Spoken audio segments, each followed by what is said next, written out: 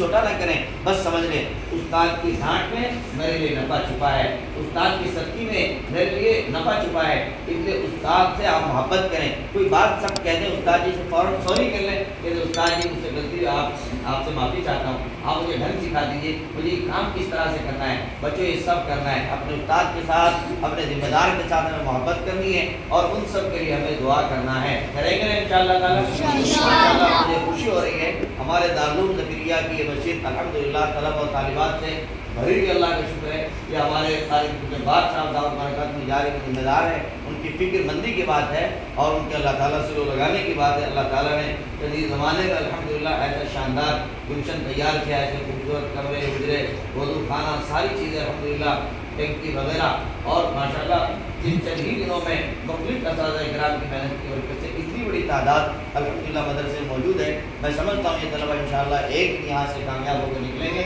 اللہ تعالیٰ اس ادارے کو دین ہوگی، رات ہوگی، ترقی عطا فرمائے، اور جو ادارے کے مدد کرنے والے، نصرت کرنے والے ہیں، اللہ پاک ان تمام حضرات کو بہترین بدلے عطا فرمائے، کاروبار میں، عزتوں میں اللہ پاک برکت عطا فرمائے، اور پڑھانے والے اساتذہ کرام ہمارے یہاں قاری جمشید صاحب، قاری مہربان صاحب، مولانا جنید صاحب اور دوسرے نئے حضرات بھی جو آئے ہوئے ہیں، اللہ تعالیٰ ہر ایک کو عزت اور لگن کے ساتھ، محبت اور شفقت کے ساتھ دی جان سے محنت کرنے کی توفیق عطا فرمائے اور بچوں کو کامیاب انسان بنانے کی توفیق عطا فرمائے۔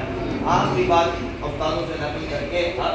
بات کو کنارے کرتا ہوں، وہ یہ کہ ہمارے پاس جو بچہ کمزور آتا ہے یا حافظے کے اعتبار سے بودا آتا ہے، ہمارا اصل کام ہی ہے کہ کمزور بچے کو طاقتور بنانا۔